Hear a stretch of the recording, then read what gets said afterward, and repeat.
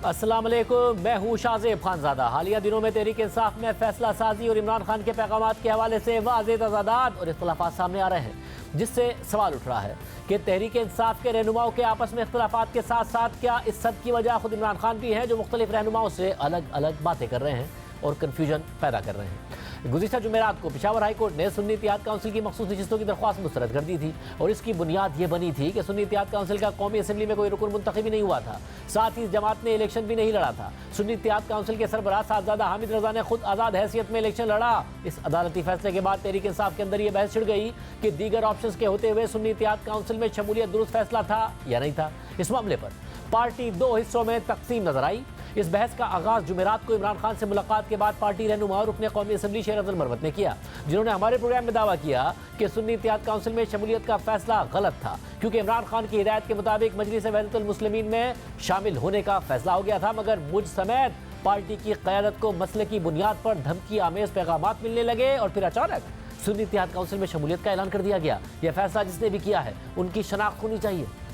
दूसरी बड़ी गलती का इर्तिकाब उस वक्त हुआ जब वहदतुल मुस्लिमीन के साथ शमूलियत का फैसला हुआ और ये बात जो है मीडिया के साथ शेयर भी की गई। वहदतुल मुस्लिमीन के साथ शमूलियत में वाहिद जो मकसद पिन्हा था वो अपनी रिजर्व सीटें बचाना थी, लेकिन इसको फिर कवाराना या मसल की बुनियादों पे कुछ लोगों ने इस पे सिलसिला ये शुरू किया कि मुझ समेत PTI की क़यादत को जो है थ्रेटनिंग मैसेजेस आने लगे। फिर अचानक इसी थ्रेट की वजह से जो है ये फैसला हुआ कि जी हम सुन्नी इत्तेहाद काउंसिल में शमूलियत करते हैं। ये फैसले जिसने भी किए हैं इन लोगों की शनाख्त भी होनी चाहिए और वर्कर्स को भी ये इल्म होना चाहिए कि इनके मैंडेट को जो इन्होंने दिया था पार्टी को, इनके साथ ये गलतियों का खमियाजा हम भुगत रहे हैं।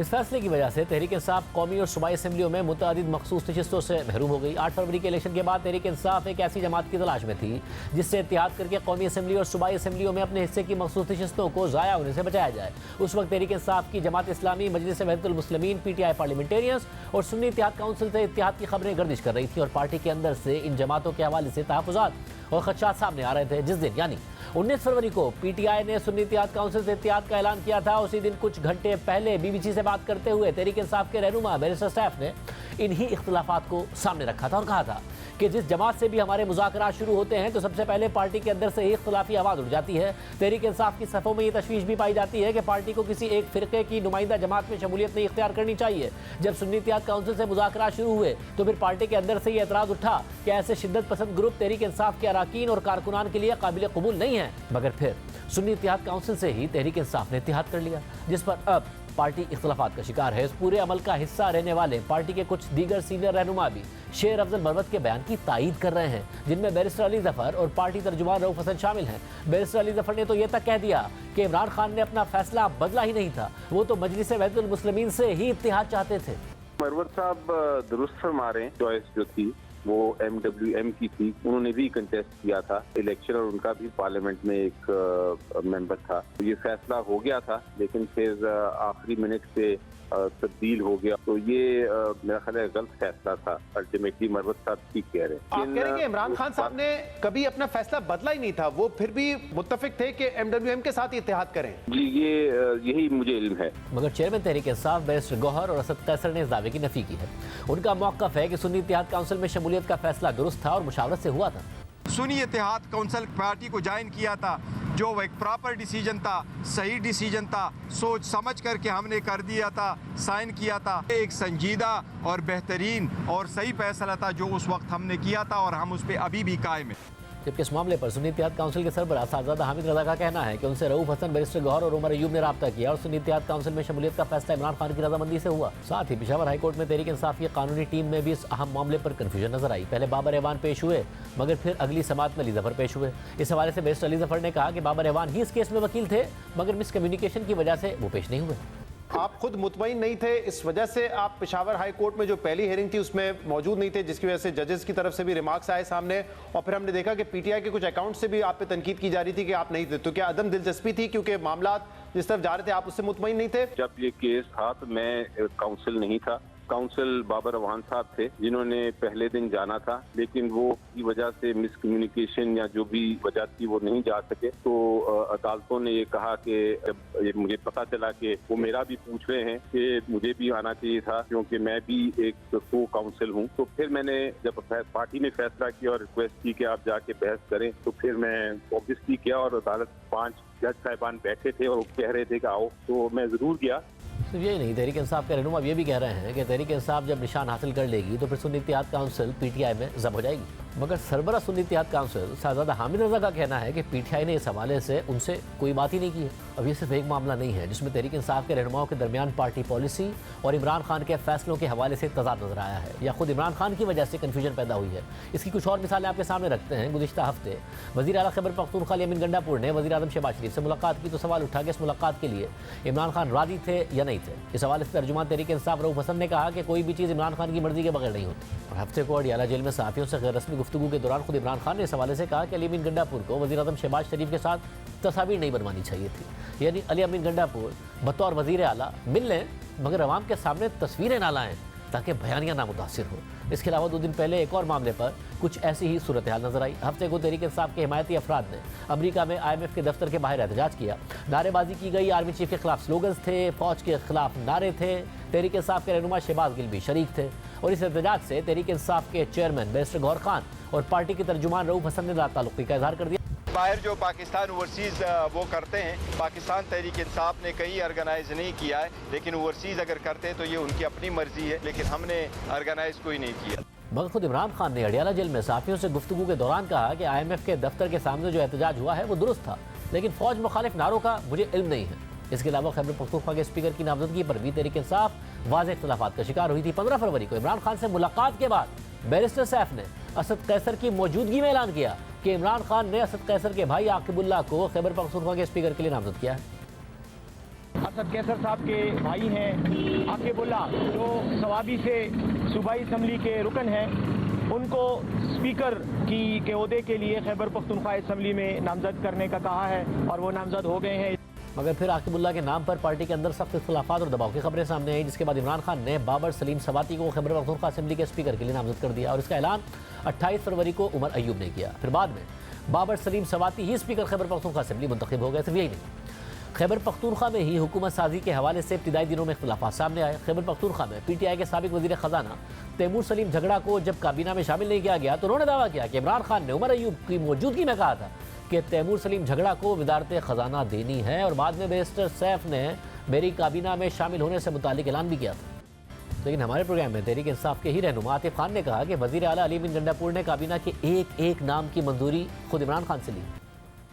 जहाँ तक तैमूर झगड़ा साहब का सवाल है, अली अमीन साहब लिस्ट पूरी लेके गए थे, उन्होंने इमरान खान साहब से एक नाम की अप्रूवल ली है मिनिस्टर्स की, उसके बाद मिनिस्टर्स और एडवाइज़र्स की, फिर उन्होंने अपॉइंटमेंट्स की हैं। तो मुझे नहीं पता कि उसमें फिर अपनी मर्ज़ी से उन्होंने शायद कोई नाम नहीं काटा या अपनी तरफ से कोई नाम डाला नहीं है। जो भी डिस्कशन हुई है वो इमरान खान साहब से अप्रूवल के बाद हुई है। और अब मुज़म्मिल असलम मुशीर ख़जाना खैबर पख्तूनख्वा है। सिर्फ यही नहीं, इलेक्शन से पहले जनवरी में चीफ जस्टिस काजी फायदी साहब से मुतालिक इमरान खान के मौक़िफ़ पर PTI में तज़ाद सामने आया था और पार्टी रहनुमा आपस में उलझ गए थे। बैरिस्टर गौहर खान और शेर अफजल मरवत एक दूसरे के बयानात की तरदीद कर रहे थे। शेर अफजल मरवत ने चीफ जस्टिस काजी फायदी साहब पर पार्टी की तरफ से अदम एतमाद का इजहार करते हुए कहा कि चीफ जस्टिस के होते हुए तहरीक इंसाफ को इंसाफ नहीं मिल सकता। PTI अब समझती है कि चीफ जस्टिस ऑफ पाकिस्तान के होते हुए PTI को इंसाफ नहीं मिलने वाला है। आप हमें इंसाफ नहीं दे सकते, कोई हक नहीं आपको कि आप हमें निशाने सितम बनाएं, आप हमारी तस्दीक करें। शेर अब्दुल मरवत ने इमरान खान से मुलाकात के बाद ये बात की, मगर बैरिस्टर गौहर ने इमरान खान से मुलाकात के बाद वादे किया कि इमरान खान ने कभी ये बात नहीं की कि उन्हें चीफ जस्टिस काजी फायदी साहब पर एतमाद नहीं है। एक बात याद रखो, खान साहब ने कभी नहीं कहा कि मुझे आदम एतमाद है चीफ जस्टिस काजी फायद साहब पे, कोई ऐसी स्टेटमेंट उन्होंने नहीं दी और काइंडली ऐसी स्टेटमेंट देनी भी नहीं चाहिए। देखिए खान साहब की ये स्टेटमेंट कोई नहीं है, ना आई है, ना उन्होंने कही है और मेरी कल मुलाकात हुई थी, कभी ऐसा नहीं है। इसके अलावा नवंबर 2023 में जब तहरीक इंसाफ ने इंट्रा पार्टी इलेक्शन का ऐलान किया तो उस वक्त इमरान खान से मुलाकातों के बाद पार्टी रहनुमा बिल्कुल मुख्तलिफ पैगामात लेकर बाहर आ रहे थे, जिससे इंट्रा पार्टी इलेक्शन में कन्फ्यूजन पैदा हो गई थी। 30 नवंबर को बैरिस्टर अली जफर ने ऐलान किया कि इमरान खान तोशाखाना केस में नाअहल हैं, इसलिए उन्होंने पार्टी चेयरमैनशिप के लिए बैरिस्टर गौहर खान को नामजद किया है। इमरान खान साहब तोशाखाना के केस का फैसला नहीं होता वो ये इलेक्शन नहीं लड़ रहे। इमरान खान साहब ने नाम बताया, वो हैं बैरिस्टर गौहर साहब। मगर इमरान खान से लतीफ़ खोसा ने भी मुलाकात की और मुलाकात के बाद ऐलान कर दिया कि इमरान खान ही चेयरमैन के लिए पार्टी के उम्मीदवार होंगे। एक बात कान खोल कर सुन लें सारे, माइनस इमरान खान तस्वर भी नहीं है। इमरान खान ने इन सारी खबरों की तरदीद कर दी है। There is no question of minus Imran Khan. Imran Khan ही चेयरमैन पीटीआई है, रहेगा। और अब सेनेट इंतखाबात के हवाले से भी तहरीक इंसाफ में इत्तफाक़ राय का फुकदान नजर आ रहा है। सेनेट अरकान के लिए तहरीक इंसाफ ने जो नामजदगियाँ की हैं उस पर पार्टी के सीनियर रहनुमा सद कैसर से जब सवाल हुआ कि नामजदगियों की मंजूरी क्या इमरान खान ने खुद दी है तो उन्होंने लाजमी का इज़हार कर दिया। जबकि तहरीक इंसाफ के रहनुमा आतिफ खान ने कहा कि जब नवाज शरीफ नहीं थे, शहबाज शरीफ ने पार्टी संभाल ली, मगर इमरान खान के बाद हमारा जो नंबर 2 है वो बहुत नीचे आता है, इसलिए लोगों को इकट्ठा करने में और डिसीजन मेकिंग में प्रॉब्लम होती है। हमारे साथ तहरीक इंसाफ के रहनुमा लतीफ़ खोसा साहब मौजूद हैं। खोसा साहब बहुत शुक्रिया मिशन में ज्वाइन करने के लिए। खोसा साहब, इस वक्त ज़ाहिर है पाकिस्तान तहरीक इंसाफ जिस मुश्किल हालात से गुजर रही है उसे फोकस चाहिए, फैसलों में यकसानियत चाहिए, मगर एक तरफ हमें नजर आता है मरवत साहब आते हैं, अली जफर साहब आते हैं, रऊफ हसन साहब आते हैं, वो कहते हैं जी सुन्नी इत्तेहाद काउंसिल से इत्तेहाद का फैसला गलत था। फिर गौहर खान साहब आते हैं, असद कैसर साहब आते हैं, वो कहते हैं बिल्कुल दुरुस्त फैसला था।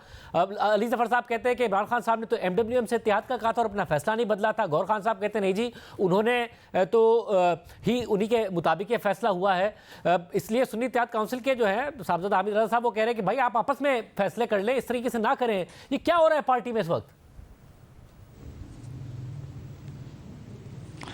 देखें खानदार साहब, कुछ भी नहीं हो रहा। आप मुख्तलिफ लोगों से सवाल करेंगे तो वो फिर अपनी अपनी आरा देंगे, लेकिन हकीकत ये है कि जो कुछ माशाल्लाह केयर टेकर हुकूमत ने और जो कुछ PDM की और उसके बाद PDM की हुकूमत जो 2 साल से पाकिस्तान तहरीक इंसाफ के साथ जो कुछ किया जा रहा है, आप कुछ भी कर लेते तो भी यही कुछ ही इन्होंने करना था, चूँकि मार्जिनलाइज किया गया है पाकिस्तान तहरीक इंसाफ को।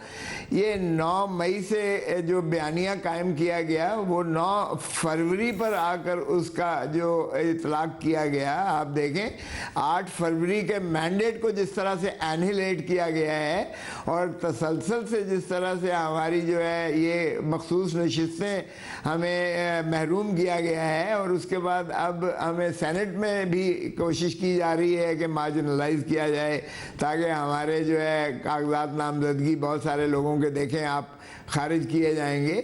तो ये कोई नई बात नहीं है। आप मुझसे पूछेंगे अगर ये कामयाब हो जाता तो सक्सेस हैज़ मेनी फादर्स, और अगर जो है ये हमें यलगार मार के इस तरह महरूम किया गया है तो कोई कुछ कहेगा, कोई कुछ कहेगा। ऐसा मगर इसमें इशू है ना कि जाहिर है आपके साथ जो हो रहा है इसमें आपकी पार्टी को तो जाहिर है एक रियासती मशीनरी का सामना है, मगर ऐसी सूरत में एक सही लीगल स्ट्रैटेजी हो, कम से कम केस ऐसा हो जिसको के ऊपर आपके अपने वकला कह रहे हो कि हाँ जी केस हमारा दुरुस्त था, जब अली जफर साहब खुद कह रहे हो कि फैसला ही ठीक नहीं था। फिर जिस दिन पेशावर हाई कोर्ट में कंटेस्ट होना था उस दिन वो कह रहे मुझे नहीं जाना था, बाबर अमान साहब को जाना था, वो नहीं गए तो उन्हें पता चला कि उन्हें जाना है। ये बहुत सारे मामला थे जो कोऑर्डिनेशन ऐसा लगता है कि बहुत कम नजर आ रही है एक ऐसे वक्त में जब पार्टी को और ज्यादा कोऑर्डिनेटेड होकर कोऑर्डिनेशन के साथ और यूनिटी के साथ आगे चलना चाहिए। देखें हमें 3 दिन दिए गए कि आप तय करें। पहले जब हमने बल्लेबाज के साथ किया तो बल्लेबाज को शेखुपुरा से उठा लिया गया और जिस बंदे ने 1 हफ्ता हमसे बैठ के मुआहदे किए थे, दस्तखत किए थे, वो मुकर गया और उसके बाद इलेक्शन कमीशन ने जो हमारे साथ हशर किया, हमें आज़ाद उन्होंने करार देकर हमारे साथ क्या किया। और उसके बाद जब पेशावर हाई कोर्ट ने हमारे हक में किया तो सुप्रीम कोर्ट ने 11:30 बजे रात को जो है फैसला करके हमें फिर जो है वो हमारे पर पुर्जे सारे काट दिए और फिर हमें जो है वो यानी जहेज़ का सारा सामान देकर हमें इलेक्शन रिटर्निंग ऑफिसर्स ने किसी को कटोरा दिया, किसी को बैंगन दिया, किसी को जो है खिड़की दी, किसी को चारपाई दी और पता नहीं कौन कौन सा दिया। तो आप ज़रा देखें तो सही कि क्या ये कर रहा है। और दूसरी बात आपने रियासती कही, माफ़ कीजिएगा, रियासत आर्टिकल 7 में सिर्फ अवाम है जिनको मुक़्तदिर करता है आइन, और आर्टिकल 5 में वफादारी सिर्फ अवाम के साथ है। माफ़ करना, उसमें कोई और इदारा तो खैर एक ही है, पार्लियामान है यानी अवाम है, बाकी तो सारी सर्विसेज है। आपका मुद्दा यह है कि आपकी पार्टी कुछ भी कर लेती, नतीजा यही होना था जो कुछ आपकी पार्टी के साथ किया जा रहा है। और दूसरा जब आप कह रहे हैं कि जी रियासत तो अवाम है, अवाम मुक़्तदिर है, अवाम को फैसला कर सकते हैं, अवाम ने आपका दावा है कि आप लोगों के हक में वोट दिया, मगर आपका फिर ये दावा है कि वो वोट आपके हक में निकला नहीं है और उस तरीके से आपको सीटें नहीं मिली हैं। तो यहाँ से जब आप कह रहे हैं आप लोग कुछ भी कर लें, होना ये है, यानी कि बेसिकली आप ये कह रहे हैं कि दीवार के आगे खड़े हुए, तो रास्ता निकलेगा कैसे? आप सीनियर सियासतदान हैं, आपने देखा है पीपल्स पार्टी के भी साथ जब थे आप कि पार्टी बिल्कुल दीवार के सामने खड़ी होती थी, मगर फिर कहीं ना कहीं रास्ता निकलता था। यहाँ रास्ता कैसे निकलेगा? देखिए खानज़ादा साहब, हमें मशरकी पाकिस्तान से सबक सीखना चाहिए। जो बंदे जो अपनी तारीख से, बाजी से सबक नहीं सीखते, वो कौमें फिर जो है बदकिस्मती से, जिससे जुल्म होता है ना, जुल्म की इंतहा है। देखें, कुफ्र की रियासत चलती है, जुल्म और नाइंसाफ़ी की जो है रियासत नहीं चल सकती है। सो ये क्यों हम इस बात को नहीं समझते कि हम अवाम ने अपना मैंडेट 8 फरवरी को बांगे दोहल दिया, लेकिन हमने 9 फरवरी को फॉर्म 47 के ज़रिए उसमें बेईमानी और धांधली करके, मुझे बताएं, shorn of morality, it is barbarity, cruelty है। तो अगर आपने जो है उसकी मॉरल फाइबर इसका नहीं है, हुकूमत का नहीं है, इसलिए आप ऊपर से नीचे तक आप ओहदे बांट दें रियासती, लेकिन अगर ना उसकी मॉरल वैल्यू है, ना लीगल वैल्यू है, ना कॉन्स्टिट्यूशनल वैल्यू है, तो इस तरह फ्रॉड की बुनियाद पर आप कब तक एक इमारत को उस्तवार करते हुए लोगों को बावर करवाएंगे? मेरा यही सवाल है, मेरा यही सवाल है कि अगर मेरा यही सवाल है कि अब ऑन पेपर उनके पास 2/3 मेजॉरिटी है, आप कह रहे हैं इनके पास ना मॉरल वैल्यू है, ना लीगल वैल्यू है, ना कॉन्स्टिट्यूशनल वैल्यू है, मगर ये 2/3 मेजॉरिटी है, इसके हिसाब से उनका इरादा है 5 साल पूरे करना। आप इसको कैसे मुख्तसर कर सकते हैं कि आप अदालतों से उम्मीद है वहां से फैसला आएगा, डायलॉग के जरिए कोई रास्ता निकलेगा? कैसे निकलेगा? क्या है ऐसा जो तहरीक इंसाफ के लिए रास्ता निकाल के लेके आएगा? अगर आप कह रहे हैं कि आप गलतियां ना भी करें तो भी यही होगा जो हो रहा है। खानज़ादा साहब, यही मार्शल लॉ वाले भी जो एडमिनिस्ट्रेटर है वो कहता था देखिए मेरी ताकत, वो भी मुक्के दिखाता था। लेकिन जब आवाम एक चीज़ को नहीं तस्लीम करती तो फिर इस तरह खशो खाशाक की तरह बह जाते हैं। वो माशाल्लाह जनरल परवेज़ मुशर्रफ भी अपनी ज़िंदगी में वापस नहीं आया था, उसकी जो है जज्द खाकी ही वापस आया था।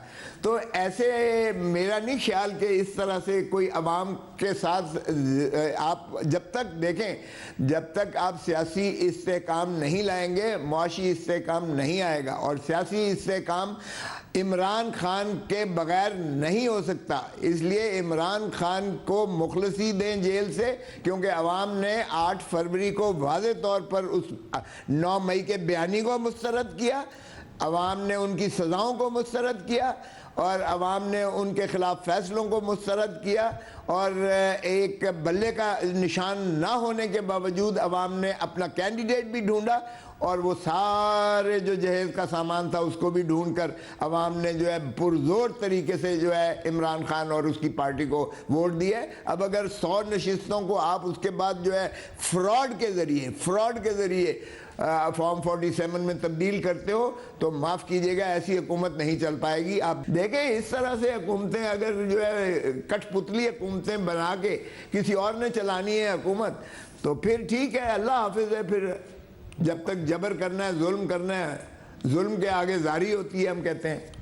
बहुत शुक्रिया, लतीफ़ खोसा साहब हमारे साथ मौजूद थे, गुफ्तगू आपने सुनी, कुछ अहम डेवलपमेंट्स हुई आपके सामने रखेंगे के बाद। जनवरी में कंज्यूमर प्राइस इंडेक्स के तहत महंगाई 28.3% थी, जो फरवरी में 23.1% पर आ गई। कोर इन्फ्लेशन 20.5% से गिरकर 18.1% पर आ गई, जिसके बाद तवक्को की जाने लगी कि स्टेट बैंक शरह सूद में फ़िलहाल 1% और फिर आगे जाकर मज़ीद कमी कर सकता है, क्योंकि अगर करेंसी मुस्तहकम रही तो आने वाले दिनों में महंगाई में मज़ीद कमी आ सकती है। मगर आज मॉनेटरी पॉलिसी कमेटी का इजलास हुआ और शरह सूद को कम नहीं किया गया, बल्कि 22% पर ही बरकरार रखा गया है। आज मॉनेटरी पॉलिसी कमेटी के इजलास के एलामे के मुताबिक कमेटी ने यह नोट किया है कि तवक्कात के मुताबिक महंगाई में कमी आना शुरू हुई है, मगर मॉनेटरी पॉलिसी कमेटी ने यह भी मुशाहिदा किया है कि फरवरी में महंगाई की शरह में कमी के बावजूद महंगाई की सतह इस वक्त भी बुलंद है और महंगाई के बुलंद रहने की तवक्कात भी दबाव डाल सकती हैं, जिसकी वजह से एहतियात से काम लेने की जरूरत है, जिसके तहत हालिया मॉनेटरी स्टांस को जारी रखा जाए ताकि सितंबर 2025 तक 5 से 7% महंगाई का टारगेट हासिल किया जा सके। मॉनेटरी पॉलिसी कमेटी ने इस बात पर भी जोर दिया है कि यह बात इस पर मुनहसिर है कि टारगेटेड फिस्कल कंसोलिडेशन जारी रहेगी और बैरूनी इन्फ्लोज भी हासिल हो जाएंगे। मईशत में रिकवरी के आसार नजर आ रहे हैं और तरक्की की शरह 2 से 3% के दरमियान रहेगी, जिसमें एग्रीकल्चर सेक्टर अहम किरदार अदा कर रहा है, जबकि जुलाई से जनवरी तक करंट अकाउंट खसारा सिर्फ $1.1 अरब है, जो गुज़िश्ता बरस से 71% कम है। और मॉनेटरी पॉलिसी कमेटी का ख्याल है कि इस माली साल में करंट अकाउंट खसारा GDP का 0.5% से 1.5% तक रहेगा, जिससे ज़र मुबादला के ज़खायर की सूरत हाल को सहारा मिलेगा। दूसरी तरफ जियो न्यूज़ के मुताबिक IMF का वक्त स्टैंड बाय अरेंजमेंट की $1.1 अरब की आखिरी किस्त के मुज़ाकरात के लिए पाकिस्तान में मौजूद है, मगर अभी तक मुज़ाकरात मुकम्मल नहीं हुए हैं। सहाफ़ी मेहताब हैदर हमारे साथ मौजूद है। मेहताब साहब, बहुत शुक्रिया मुझे ज्वाइन करने के लिए। जब आज भी मुज़ाकरात मुकम्मल नहीं हुए हैं, खबर चल रही थी एक दिन और वफ्त रुकेगा, ये स्केड्यूल्ड था रुकना क्या, या फिर मुज़ाकरात में कोई ना कोई तात्तुल आया, कोई मसला हुआ है? जी बिस्मिल्लाहिर्रहमानिर्रहीम। देखें, जो मिनिस्ट्री ऑफ फाइनेंस ने अपनी ऑफिशियल अनाउंसमेंट में जो शेड्यूल दिया था वो 14 से 18 तक था और 18 को जो है वो ये टॉक्स कंक्लूड होनी थी, लेकिन कल तक IMF की जो टीम है वो पाकिस्तान में रहेगी और तवक्को ये है कि जो एक डॉक्यूमेंट होता है जिसको कहते हैं MEFP, memorandum of economic and financial policies, उसकी जो चीज़ें हैं वो कल उम्मीद ये है कि फ़ाइनल होंगी। कल एक इफ्तार डिनर भी रखा गया है और उसके बाद उम्मीद है कि IMF का एलामिया जो है वो जारी कर दिया जाएगा। लेकिन कल की मीटिंग जो है और जो उसके अंदर फाइनल चीज़ें होनी हैं वो बड़ा क्रूशल है, चूँकि उसके बाद ही हम 100% यकीन से कह सकते हैं कि पाकिस्तान और IMF के दरमियान स्टाफ लेवल एग्रीमेंट हो जाएगा। अभी भी कुछ इश्यूज़ ऐसे हैं जिन पे मज़ीद बातचीत होना बाकी है। मतलब शुरू में ज़ाहिर वज़ारत ख़ज़ाना ने कह दिया था कि हमने तमाम जो मामला हैं वो पूरे कर दिए हैं, तमाम शराइत पूरी कर दी हैं, फिर आप ही ने रिपोर्ट किया कि IMF को ये बात पसंद नहीं आई थी और फिर ये एग्रीमेंट हुआ कि आइंदा वज़ारत ख़ज़ाना इस किस्म का स्टेटमेंट नहीं देगी। अब क्या मामला तय पा गए हैं सारे या नहीं पाए हैं, और क्या है वो मामला जो कि बहुत क्रूशल हैं? देखिए, ये वाकई बड़ा अजीब व गरीब सा था कि मीटिंग स्टार्ट होने से पहले ही मिनिस्ट्री ऑफ फाइनेंस ने ये एलामिया जारी कर दिया और अपनी तरफ से वर्डिक्ट दे दी कि सारे टारगेट्स जो है वो पाकिस्तान ने अचीव कर लिए हैं। एक तो थोड़ा सा मैं समझता हूँ कि एक इसके अंदर ये भी इशू था कि हम ये कह रहे हैं कि जुलाई से लेकर जो दिसंबर तक के टारगेट्स हैं वो हमने अचीव कर लिए हैं। IMF की नज़र में ये 9 माह का प्रोग्राम ज़रूर है, लेकिन पूरे फाइनेंशियल ईयर के टारगेट्स की बात है। तो अब जो इश्यूज़ इस टाइम खड़े हैं उनमें एक तो आपको पता है कि पावर सेक्टर का एक इशू है।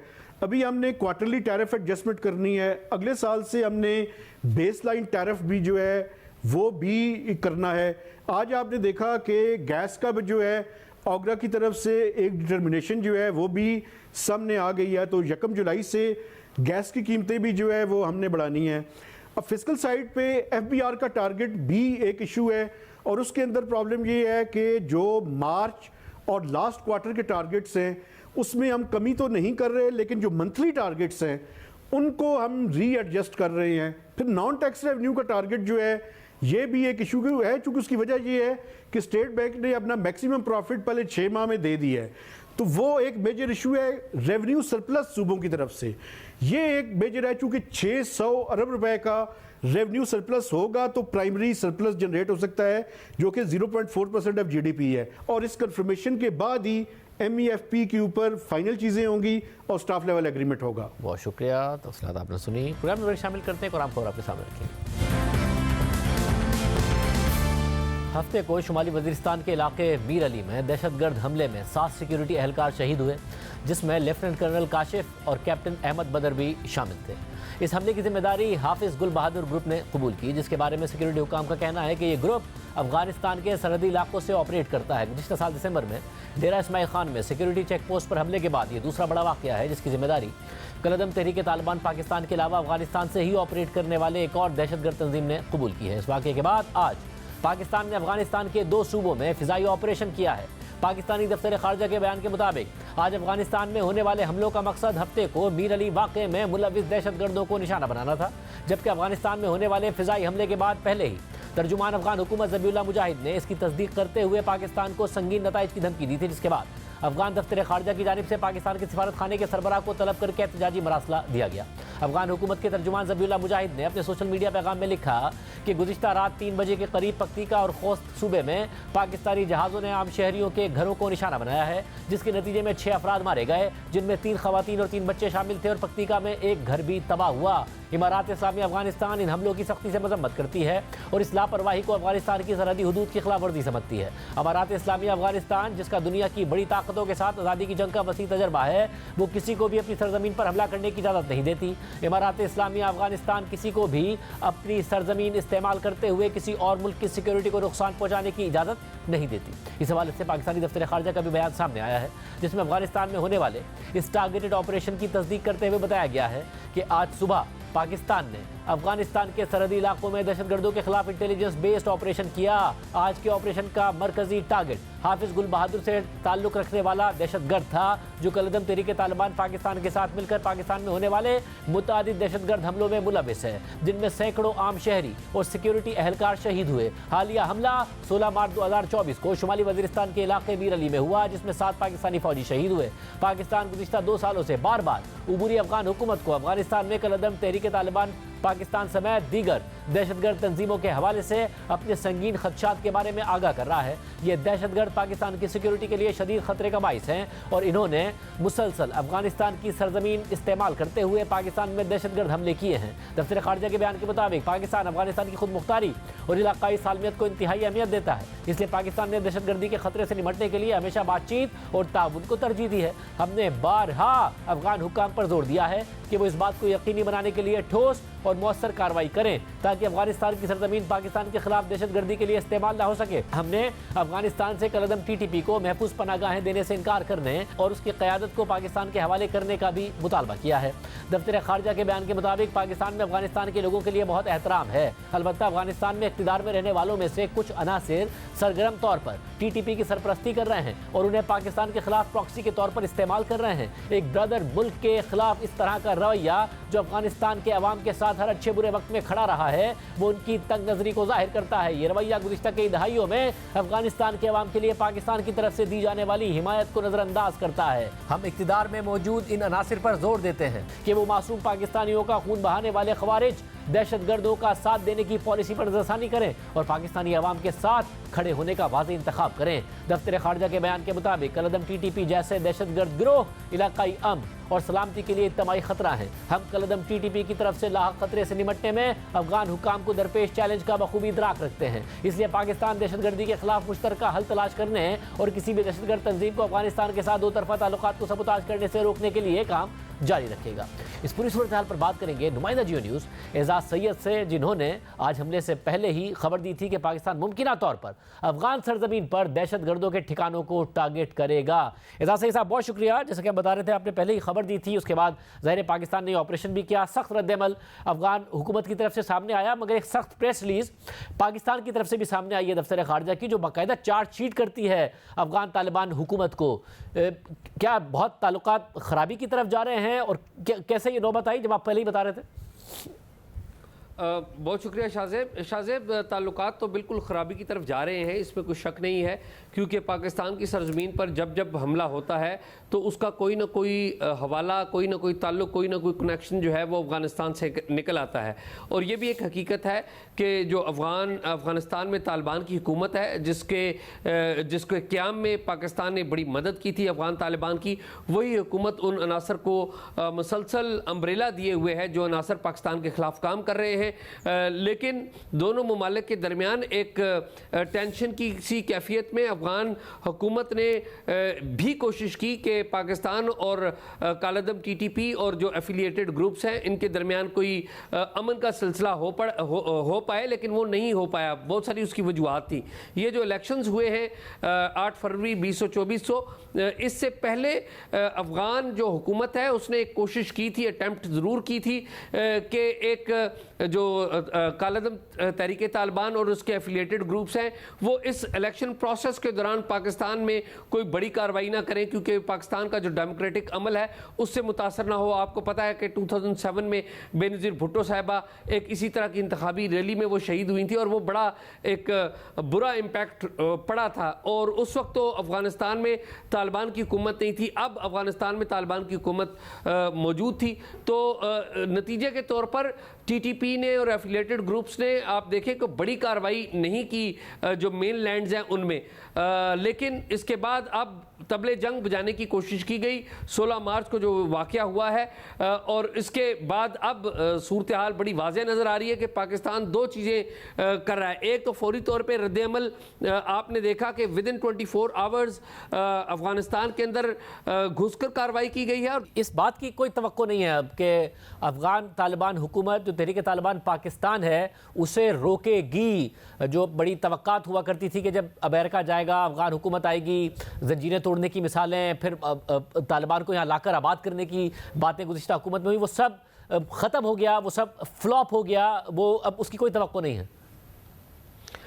शाहज़ेब भाई, जो पाकिस्तान की अफ़गान हुकूमत के ज़रिए जो ये अनासर हैं अस्करियत पसंद अनासर, उनके साथ इंगेजमेंट फॉर्मल और इनफॉर्मल तरीक़ों से रहती है, इसमें कोई शक नहीं। रिसेंट पास्ट में भी एक इंगेजमेंट हुई और आप देखिए उसी इंगेजमेंट का नतीजा था कि मेन लैंड्स के ऊपर इलेक्शन के दौरान कोई बड़ी कार्रवाई इन ग्रुपों की तरफ से नहीं की गई और ना बढ़ चढ़ कर कोई किसी बड़ी इलेक्शन रैली को पंजाब में सिंध में निशाना बनाया गया।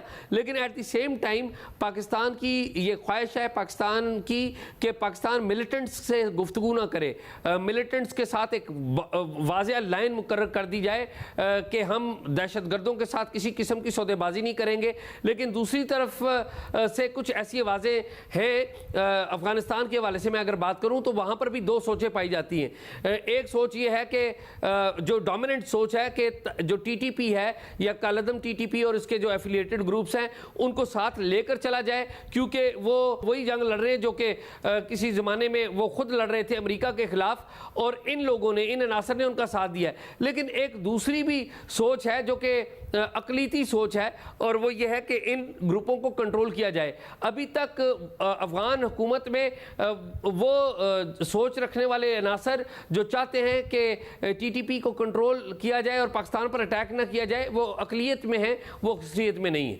बहुत शुक्रिया, सही तफसीलात बता रहे थे। आज के प्रोग्राम में इतना ही। अल्लाह हाफ़िज़।